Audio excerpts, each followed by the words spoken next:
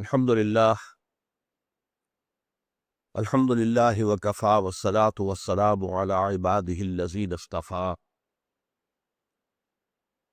خصوصاً علی افضلہم وخاتم النبیین محمد الامین وعلی آلہ وصحبہ اجمعین اما بعد فقد قال اللہ تبارک وتعالی کما ورد فی سورة الحدید اعوذ باللہ من الشیطان الرجیم بسم اللہ الرحمن الرحیم سبح للہ ما فی السماوات والارض وهو العزیز الحکیم لہ ملک السماوات والارض یحیی ویمیت وهو على كل شیء قدیر هو الاول والآخر والظاہر والباطن وهو بكل شيء علیم صدق اللہ العظیم رب اشرح لي صدری ویسر لي امری واحلل عقدۃ من لسانی یفقہوا قولی اللہم ربنا الہمنا رشدنا واعذنا من شرور انفسنا اللہم ارنا الحق حقا وارزقنا اتباعہ وارنا الباطل باطلا وارزقنا اجتنابہ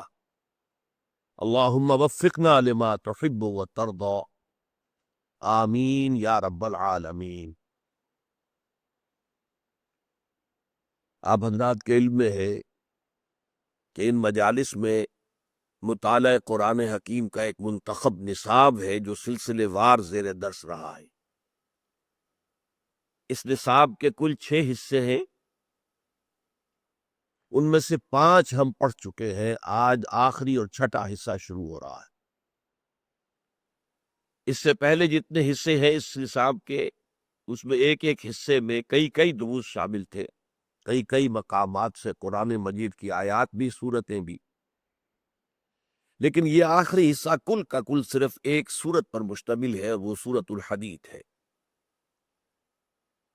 یہ سورہ حدید جو ہے یہ ہمارے اس منتخب نصاب کا ذروہ سنام ہے۔ ذروہ سنام کہتے ہیں کسی شے کی چوٹی، کلائمیکس۔ نبی اکرم صلی اللہ علیہ وسلم سے ایک حدیث جو ہے وہ مروی ہے کہ آپ نے فرمایا لکل شیء ذروۃ، ہر شے کے لیے ایک چوٹی ہوتی ہے۔ وذروۃ القرآن سورۃ البقرہ، اور قرآن کی چوٹی جو ہے وہ سورہ بقرہ ہے۔ تو وہ پورے قرآن کے اعتبار سے سورہ بقرہ، اور میں نے جو کچھ عرض کیا ہے وہ یہ ہے کہ ہمارے اس مطالعہ قرآن حکیم کے منتخب نصاب کی حیثیت سے ذروہ سنام یہ سورہ حدید ہے۔ پہلے ہم یہ دیکھ لیں کہ اس سورہ مبارکہ کا قرآن مجید میں کیا مقام ہے، کس جگہ واقع ہوئی ہے۔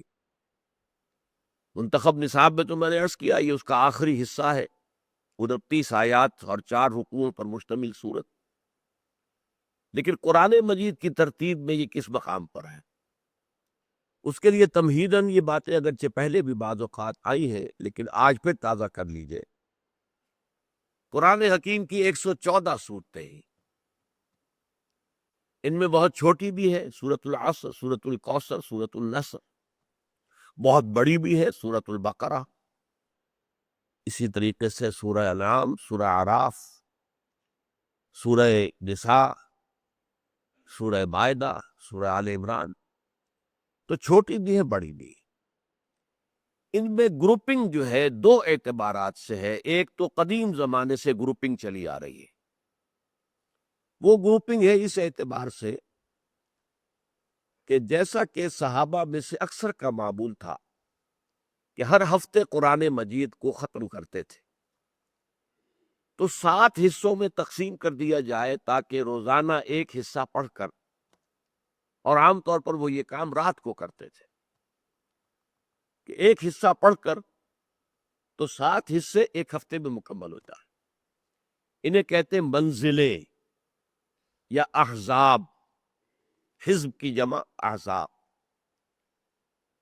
ان میں ایک بڑی حسن ترتیب ہے اگرچہ ایک اعتبار سے تو معاملہ یہ ہے کہ مکی مدنی کا اس میں کوئی سوال پیدا نہیں ہوتا، مکی صورت و مدنی صورت، اس تقسیم میں اس کا کوئی لحاظ نہیں ہے۔ لیکن یہ خوبصورتی یہ ہے کہ سورہ فاتحہ کو اگر علیحدہ علیحدہ رکھ دے، اس لیے کہ وہ تو پورے قرآن مجید کے دیباچے کی حیثیت سے ام الکتاب، ام القرآن، تو پھر پہلی منزل میں 3 صورتیں ہیں، دوسری میں 5 ہیں، یہ سیڑھی ایسی چڑھتی ہے، دوسری میں 5 ہے، تیسری میں 7 ہے، چوتھی میں 9 ہے، پانچویں میں 11 ہے، چھٹی میں 13 ہے، اور 7ویں منزل میں 65 صورتیں ہیں۔ 13 ضرب 5 65، 13 پنجے 65، تو یہ سیڑھی بنتی ہے، اور یہ تقریباً مساوی ہیں، بالکل مساوی نہیں ہے۔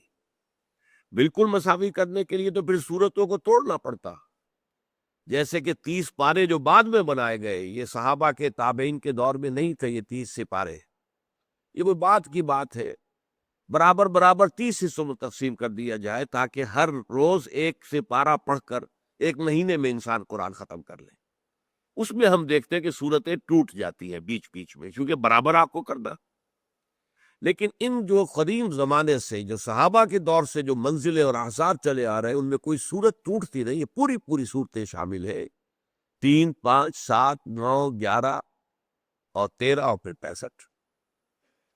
ایک دوسری گروپنگ ایک اور اعتبار سے، اور یہ زیادہ قدیم نہیں ہے، اس کی طرف توجہ حال ہی میں منعطف ہوئی ہے، یوں سمجھ لیجئے کہ پچھلے کوئی 50 60 سال کے دوران، اور وہ یہ ہے کہ قرآن مجید کی ان صورتوں کی ایک گروپنگ اس اعتبار سے ہے کہ ہر گروپ میں ایک یا ایک سے زائد مکی صورتیں، پھر ایک یا ایک سے زائد مدنی صورتیں، مکی مدنی مل کر ایک گروپ بن گیا، پھر ایک یا ایک سے زائد مکی صورتیں، پھر ایک یا ایک سے زائد مدنی صورتیں، دوسرا گروپ ہو گیا۔ اسی طرح مدنی مکی مدنی مکی مدنی مکی، یہ بھی 7 گروپ بنتے ہیں۔ یہ حسن اتفاق سمجھیے کہ یہ بھی 7 گروپ ہیں۔ اچھا، ان میں حجم کے اعتبار سے برابر ہونے کا تو کوئی سوال ہی نہیں ہے۔ پہلا گروپ 7 پاروں پر مشتمل ہے، اس اعتبار سے آپ اندازہ کر لیجئے۔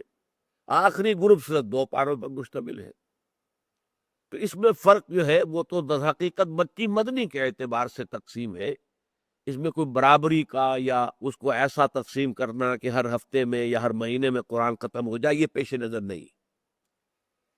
یہ مکی اور مدنی مل کر جو 7 گروپ بنتے ہیں، ان میں سے ہر گروپ کا کوئی خاص مضمون ہے۔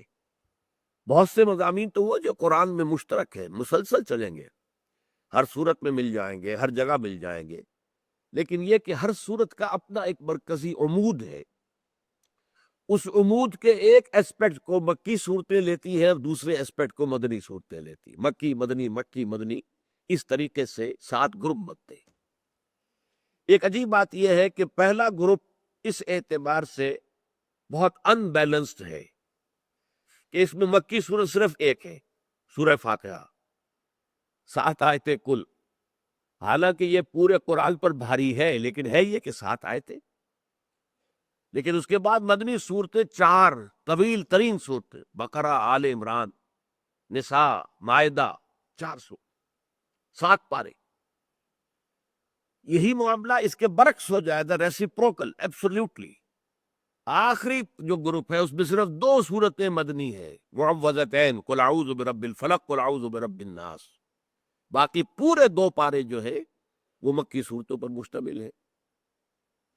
البتہ پہلے سے دوسرے گروپ پر آئیں گے تو یہاں بھی آپ کو توازن ملے گا، 2 صورتیں مکی، 2 مدنی، انعام اعراف مکیات، انفال توبہ مدنیات۔ اسی طرح آخر سے آئیں گے دوسرا یعنی 6 گروپ، اس میں بھی ایک توازن ہے، 7 صورتیں اس میں ہیں مکی اور 10 صورتیں ہیں مدنی، لیکن تقریباً یہ کہ مکی جو ہے وہ 1 پارے کے برابر اور مدنی 1.25 پارے کے برابر، یہ ایک توازن ہے۔ تو یہ جو 6 گروپ ہے، اس کا ایک خاص معاملہ یہ ہے کہ اس کی جو مکی صورتیں ہیں وہ پورے قرآن مجید میں ادبیت، فصاحت، بلاغت، چاشنی، مٹھاس، حسن ظاہری، لفظوں کی شوکت، تراکیب کی چستی، پھر ایک آہنگ، ایک ڈیوائن میوزک، ایک ملکوتی غنا، اس کے اعتبار سے یہ قرآن مجید کا حسین ترین حصہ ہے۔ سورہ قاف، سورہ زاریات، سورہ طور، سورۃ النجم، سورۃ القمر، سورۃ الرحمن، سورۃ الواقعہ۔ چنانچہ ان 7 میں سے ایک سورت وہ بھی ہے جسے حضور نے قرار دیا ہے عروس القرآن، یہ قرآن کی دلہن ہے۔ سورۃ الرحمن عروس القرآن، سورۃ الرحمن جو ہے وہ قرآن مجید کی دلہن ہے۔ یعنی یہ کہ حسن ظاہری، حسن معنوی تو پورے قرآن کے اندر ہے، لیکن یہ کہ حسن ظاہری کے اعتبار سے فصاحت، بلاغت، عذوبت، مٹھاس، چاشنی اور ایک صوتی آہنگ، ایک غنا، یہ جو ہے اس اعتبار سے قرآن مجید کا حسین ترین حصہ جو ہے وہ ان 7 صورتوں پر مشتمل ہے۔ اچھا، اس کے ساتھ جو مدنیات ہیں وہ 10 صورتیں ہیں۔ سورہ حدید، سورہ مجادلہ، سورہ حشر، سورہ ممتحنہ، سورہ صف، سورہ جمعہ، سورہ منافقون، سورہ تغابن، سورہ طلاق، سورہ تحریم۔ ان کی خاص بات کیا ہے؟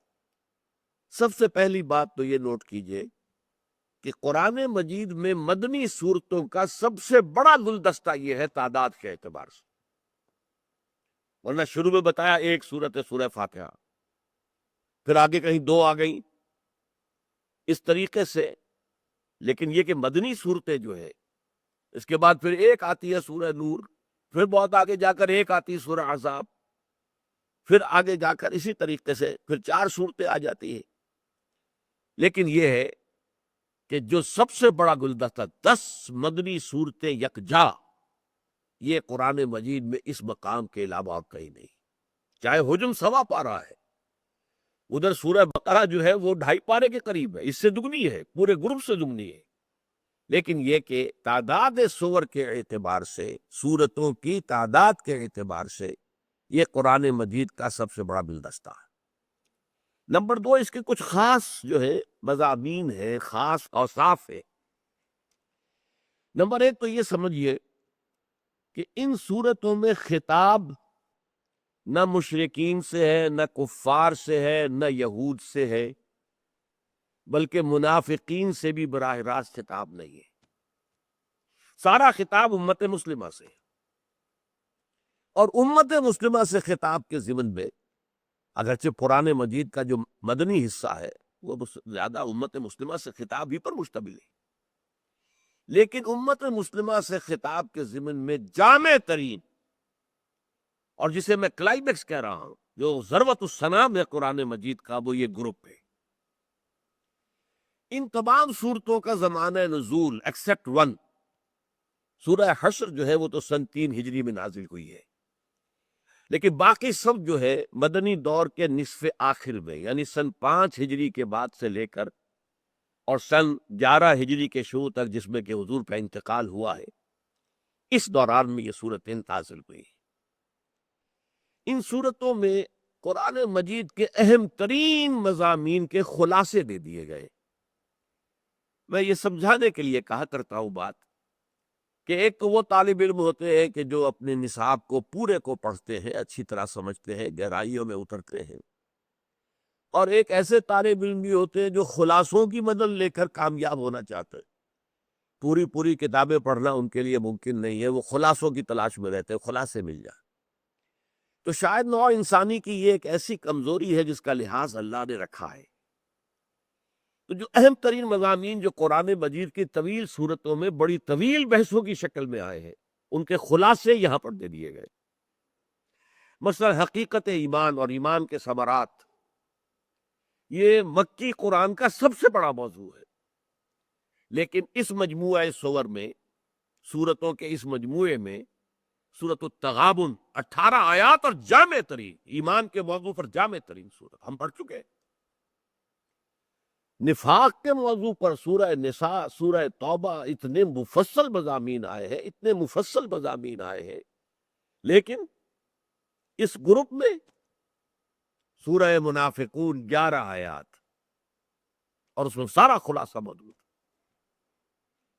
آئلی زندگی کے بارے میں سورہ نساء میں، سورہ بقرہ میں کتنے تفصیلی احکام آئے ہیں، سورہ احزاب میں آئے ہیں، سورہ نور میں آئے ہیں، لیکن اس مجموعہ سور میں سورۃ التحریم، سورۃ الطلاق، دو خلاصے پڑے آگے۔ اچھا، حضور کو کیوں بھیجا گیا؟ بعثت کا مقصد کیا تھا؟ اور اس کے لیے اہل ایمان کو جان اپنی لڑانی چاہیے۔ یہ مدنی صورتوں کا اہم ترین مضمون ہے۔ هو الذی ارسل رسولہ بالہدی والدین الحق لیظہرہ علی الدین کلہ۔ لیکن اس موضوع کی جامع ترین صورت جو ہے قرآن مجید میں، وہ سورہ صف ہے، جو کہ اس مجموعے میں شامل ہے۔ پھر حضور کا طریقہ کار کیا تھا؟ بنیادی طریقہ کار، ایک طریقہ کار تو تھا کہ جو سب کو معلوم ہے کہ آپ نے قتال بھی کیا، جہاد بھی کیا۔ ایک یہ کہ وہ قتال اور جہاد کے لیے لوگ کیسے تیار کیے، کیسے انہیں تلاش کیا، کیسے جمع کیا، اس کا طریقہ، بنیادی طریقہ کار کیا تھا؟ اس پر ایک جامع ترین سورت 11 آیتیں سورہ جمعہ، چنانچہ وہ آیت اس میں بھی آ گئی جو سورہ بقرہ میں 2 دفعہ آ چکی، سورہ آل عمران میں آ چکی ہے، کہ حضور کا طریقہ کار کیا ہے؟ یتلو علیہم آیاتہ ویزکیہم ویعلمہم الکتاب والحکمہ۔ اس اعتبار سے سمجھیے منافقین کا جو ایک خاص معاملہ مسلمانوں کی جماعت کی شیرازہ بندی کو منتشر کرنے کے لیے جو جد و جہد وہ کرتے تھے، اس پر بھی سورہ نساء، سورہ توبہ کے اندر بڑی بحثیں ہیں، لیکن سورہ مجادلہ میں جس طریقے سے کہ ان کا فاش کیا گیا ہے، پردہ کھولا گیا، یہ ایک جامع ترین صورت ہے۔ تو یہ صورتیں جو ہے، جیسا کہ میں نے عرض کیا کہ ایک تو یہ ہے کہ ان پر مشتمل قرآن مجید میں، مصحف میں مدنی صورتوں کا سب سے بڑا گلدستہ ہے۔ 10 صورتیں ایک جگہ پر یکجا مدنی اور آپ کو نہیں ملے گی۔ سب کا زمانہ نزول، آپ کے حیات دنیاوی کا جو مدنی دور ہے ہجرت کے بعد سے انتقال تک، اس کا نصف آخر سن 5 کے بعد سے لے کر، اس میں خطاب نہ مشرکین سے، نہ کفار سے، نہ اہل کتاب سے، نہ یہود سے، نہ نصارہ سے، خطاب امت مسلمہ سے۔ اور امت مسلمہ سے خطاب کے ضمن میں بھی جو مضامین بڑی صورتوں میں بڑی تفصیل سے آئے ہیں، ان کے خلاصے یہاں دے دیے گئے۔ اگر ان کو سمجھ لیا جائے تو گویا کہ قرآن مجید کی ہدایت جو ہے انسان کو بتمام و کمال، مسلمان کو بتمام و کمال حاصل ہو جائے۔ اب اس کا ایک خاص وصف ہے جو میں بیان کر رہا ہوں۔ ان صورتوں میں انداز عام طور پر یہ ہے کہ جیسے مسلمانوں کو کچھ ملامت کی جا رہی ہے، کچھ زجر ہے، کچھ توبیخ ہے، کچھ ملامت ہے، کچھ جھنجھوڑا جا، تمہیں کیا ہو گیا؟ ما لکم لا تؤمنون باللہ، کیا ہو گیا تمہیں؟ تم اللہ پر ایمان پختہ نہیں رکھتے؟ ما لکم لا تنفقوا فی سبیل اللہ، تمہیں کیا ہو گیا؟ اللہ کے نام میں خرچ نہیں کرتے؟ اسی طرح سورہ صف میں یا ایھا الذین آمنوا لم تقولون ما لا تفعلون، اے ایمان کے دعوے دارو، کیوں کہتے ہو جو کرتے نہیں؟ اس کا سبب کیا ہے؟ دیکھیے، جو لوگ مکے میں ایمان لائے تھے، ان کا ایمان تو زر خالص تھا، اور وہ زر خالص آزمائشوں کی بھٹیوں میں سے گزر کر کندل بن کر آیا تھا مدینے میں۔ مہاجرین کا معاملہ تو یہ تھا۔ البتہ مدینے میں جو لوگ اسلام لائے، انہیں ویسی سختیاں دیکھنی ہی نہیں پڑی، نہ ان ایسی آزمائشوں میں سے گزر ہوا جو بلال کے ساتھ ہوا تھا وہاں، اور جو خباب بن الارت کے ساتھ ہوا تھا، اور جس طریقے کا ٹارچر جو ہے حضرت یاسر، حضرت سمیہ کو دیا گیا اور شہید کیا گیا، مدینے کی ایمان لانے والوں کو تو اس طرح کی صورتحال سے سابقہ پیش نہیں آیا۔ لہذا آنے والوں کے ایمان کا اب وہ جنرل لیول، اوسط لیول جو ہے وہ نہیں رہی جو پہلوں کی تھی، اور جیسے جیسے وقت گزرا اس میں انحطاط پیدا ہوا۔ یہ انحطاط 2 طرح کا تھا، یہ ذرا باریک مسئلہ سمجھ لیجئے۔ ایک انحطاط زمانے کے گزرنے کے ساتھ طبعی اور فطری طور پر بھی پیدا ہو جاتا ہے۔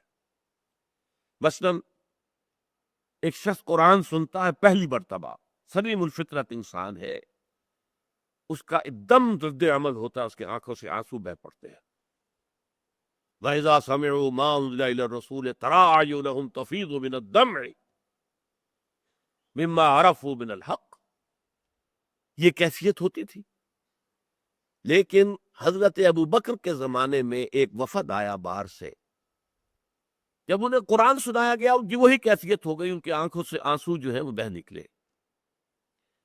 حضرت ابوبکر نے فرمایا ہاکذا کننا حتی قست القلوب، یہی حال ہمارا بھی ہوا کرتا تھا، قرآن سنتے ہی ہمارے دلوں پر ایسی چوٹ لگتی تھی اور ایسے ہمارے جذبات کے اندر طوفان آتا تھا کہ ہم رو پڑتے تھے، یہاں تک کہ ہمارے دل سخت ہو گئے۔ اب یہ کون کہہ رہا ہے؟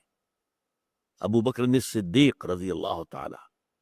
تو اس دل کی سختی کو آپ نہ کفار کے دلوں کی سختی کے اوپر آپ قیاس کریں، ثم قست قلوبکم فہی کالحجارۃ او اشد قسوہ، معاذ اللہ ثم معاذ اللہ، نہ اپنے دلوں کی سختی پر قیاس کریں۔ یہ ایک سختی کا معاملہ ان کے اعتبار سے تھا، جیسے حضور فرماتے ہیں انی لاستغفر اللہ 70 مرۃ فی کل یوم انہ لیغال علی قلبی، میرے بھی دل پر کبھی کبھی حجاب سا طاری ہو جاتا ہے اور میں روزانہ 70 مرتبہ استغفار کرتا ہوں۔ لیکن حضور کے قلب کے حجاب کو کہیں اپنے قلب کے حجاب پر جو ہے قیاس نہ کر بیٹھے، یہ قیاس مع الفارق ہو جائے گا۔ وہ تو شدت حضوری کی کیفیت میں ذرا سی کمی ہوئی تو آپ اسے حجاب قرار دے رہے ہیں۔ لیکن بہرحال اس سے حضرت ابوبکر کے قول سے بات سمجھ میں تو آ جاتی ہے۔ میں اپنا ایک تجربہ آپ سے عرض کرتا ہوں۔ الحمدللہ اب تو خیر میں اپنی معذوریوں کی وجہ سے کئی سال ہو گئے کہ میں حج کے لیے نہیں جا سکا، لیکن میں نے 6 حج کیے ہیں اللہ کے فضل و کرم سے۔ جو کیفیات پہلے حج میں تھی وہ پھر کبھی میسر نہیں۔ کعبے پر نظر پڑتے ہی جیسے آنکھوں سے آنسو ابل پڑے ہیں، حالانکہ کیفیت کیا تھی؟ ابھی جب حرم کے باہر تھے، ہم مسجد کے اندر داخل نہیں ہوئے تھے، جب ہم نے دیکھا یہ جو ماربل کی عبارت اور شاندار، وہ جو اقبال نے شعر کہا ہے نا، میں ناخوش و بیزار ہوں مرمر کی سلوں سے، میرے لیے مٹی کا حرم اور بنا دو۔ حضور کے زمانے میں تو یہ مرمر کی سلیں نہیں تھی، مٹی تھی۔ مسجد نبوی میں بھی بارش ہوتی تھی تو کیچڑ ہوتا تھا، اور لوگ جب سجدہ کرتے تھے تو ماتھے کے اوپر کیچڑ لگتا تھا، ناک میں کیچڑ لگتا تھا۔ لیکن وہ مسجد نبوی پھر اس کی کیفیات کچھ اور تھی، اور وہ حرم جو ہے حضور کے زمانے کا اس کی کیفیات کچھ اور تھی۔ تو میں صرف یہ عرض کر رہا ہوں کہ مجھ پر ایک نیگیٹو اربن ہوا اس کا، لیکن جیسے ہی جو باب عمر بن عبدالعزیز ہے، ملک عبدالعزیز، اس سے داخل ہوا ہوں، جیسے نگاہ پڑی آنکھوں سے آنسو جاری ہو گئے۔ میں نے کہا یہ گھر اسی حالت میں ہے، یہ سیاہ پوش جو ہے، شعلہ عشق سیاہ پوش ہوا میرے بعد، وہ سیاہ پردہ جو پڑا ہوا یہ گھر اسی میں ہے۔ اصل حسن اور جمال اس کا ہے، اس کا نہیں ہے، پتھر کو سلوں کا نہیں۔ تو بہرحال میں عرض کر رہا تھا کہ پہلی مرتبہ کی کیفیات کچھ اور ہوتی ہیں، بعد میں پھر وہ کیفیات نہیں رہتی۔ تو حضرت ابوبکر نے بھی فرمایا یہ کہ ہاکذا کننا حتی قست القلوب، یہی حال ہمارا بھی ہوتا تھا، قرآن سنتے ہی ہمارے آنکھوں سے آنسو بہ نکلتے تھے، لیکن اب ہمارے دلوں میں کچھ پڑھ پڑھ کر سن کر انسان جو ہے وہ اس کا اس درجے عادی ہو جاتا ہے۔ لیکن دوسرا پہلو ہے اصل میں کہ جس کو سمجھنا چاہیے، جس کی وجہ سے ہم دیکھتے ہیں کہ ان صورتوں میں زجر کا، توبیخ کا، ڈانٹ ڈپٹ کا انداز ہے، کہ وہ جو نیند بڑھتی ہوئی تھی اور وہ بڑی تعداد میں تھی۔ ظاہر بات ہے کہ مکے سے کتنے لوگ آئے تھے، بعد میں مکے والے جو ایمان لائے ہیں وہ تو فتح مکہ کے بعد ایمان لائے، انہوں طلقاء کہا جاتا، لیکن یہ کہ اولاً جو ایمان لائے وہ کتنے تھے؟ باقی مدینے میں ایمان لائے یا اس کے بعد جو عرب کے لوگ ایمان لائے، تو ان کا جو لیول آف ایمان تھا، ظاہر بات ہے وہ سابقون الاولون والا نہیں تھا، اور زیادہ تعداد ایسے لوگوں کی تھی تو اوسط نکالیں گے تو ایمان کا لیول کم ہو گیا تھا بحیثیت مجموعی امت کے اندر۔ یہ نقطہ نوٹ کرنے کا ہے۔ اس لیے ان صورتوں میں ذرا جھنجھوڑا بھی گیا ہے، آمادہ بھی کیا گیا ہے، دروں بینی کی دعوت دی گئی ہے۔ دیکھو ذرا ٹٹولو اپنے دلوں کو، کہیں نفاق میں ڈیرے تو نہیں ڈال دیے ہیں، جائزہ لو اپنا، سیلف سینسر کرو اپنے آپ کو، کیا ہو گیا ہے تمہیں؟ خرچ کیوں نہیں کرتے اللہ کے لیے؟ کیا ہو گیا ہے تمہیں؟ اللہ پر ایمان کیوں نہیں رکھتے؟ کیوں تم کہتے ہو جو کرتے نہیں ہو؟ یہ سارے انداز ان صورتوں میں آپ کو مشترک ملے۔ اچھا، پھر اسی ضمن میں ان صورتوں میں ایک اور مشترک مضمون ہے۔ اہل کتاب کا تذکرہ خطاب کے انداز میں نہیں ہے، لیکن بطور نشان عبرت کہ اے مسلمانوں ہوش میں آؤ، تم سے پہلے بھی ایک عظیم امت تھی بنی اسرائیل، جس کو ہم نے بہت اونچا مقام دیا تھا۔ یا بنی اسرائیل اذکروا نعمتی التی انعمت علیکم وانی فضلتکم علی العالمین۔ اس میں جب گراوٹ آنی شروع ہوئی ہے تو پھر وہ کہاں تک پہنچ گئی؟ اب دیکھ لو، وہ نشان عبرت ہے۔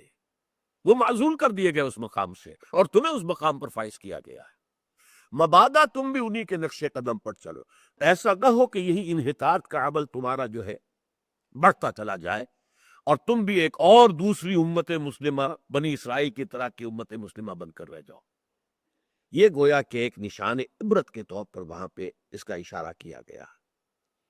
تو یہ ہے در حقیقت ان صورتوں کے جو مشترک جو اوصاف ہے، اور اس کے اعتبار سے اب ان میں ایک تقسیم ہے۔ ان 10 صورتوں میں سے 5 وہ ہے جن کا آغاز ہوتا ہے سبح للہ یا یسبح للہ سے۔ ان کو کہتے ہیں المسبحات، تسبیح، مسبح تسبیح کرنے والا، یا مسبحہ تسبیح کرنے والی، اس کی جمع المسبحات، یعنی جن کا آغاز ہوتا ہے سبح للہ یا یسبح للہ سے۔ 5 ہیں جو ایسے ہی ڈائریکٹ شروع ہو جاتی ہے، ابرپٹ، سورہ مجادلہ، سورہ ممتحنہ، سورہ طلاق، سورہ تحریم، یہ ابرپٹ شروع ہو جاتی۔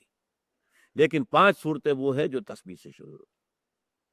اچھا، یہ جو میں نے عرض کیا کہ یہ امت کے زوال کے آغاز میں گویا کہ یہ صورت نازل ہو رہی ہے، زوال کا کچھ آغاز ہو گیا تھا، ایمان کی گہرائی اور حرارت اور ذوق شہادت اور شوق جہاد، اس میں کمی آ رہی تھی، لہذا ڈانٹا گیا، ڈپٹا گیا۔ اس اعتبار سے آج کی امت مسلمہ جو اس گراوٹ کی انتہا کو پہنچ چکی ہے، انتہا کو پہنچ چکی ہے، پھر کہہ رہا ہوں انتہا کو پہنچ چکی ہے، آج کی امت مسلمہ کے لیے اہم ترین صورتیں یہ ہے 10 صورتیں۔